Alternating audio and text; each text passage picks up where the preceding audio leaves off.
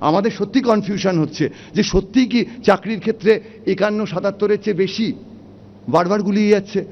সত্যিই কি বিভিন্ন রকম দুর্নীতি, রেশন কার্ড বা 100 দিনের কাজে দুর্নীতি হয়েছে, নাকি বিজেপি সত্যিকারের টাকা দিচ্ছে না?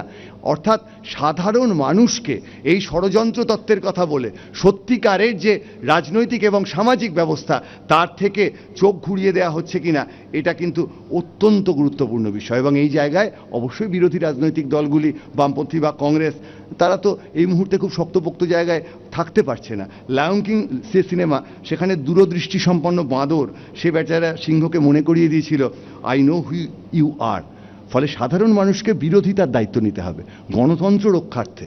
সাধারণ মানুষকে শাসকের বিরোধিতার দায়িত্ব নিতে হবে, শাসককে বারবার প্রশ্ন করতে হবে। সেখানে অবশ্যই যদি বিরোধী নেতৃত্ব তারা সুস্থ সবল না হন তাহলে খুবই মুশকিল হবে।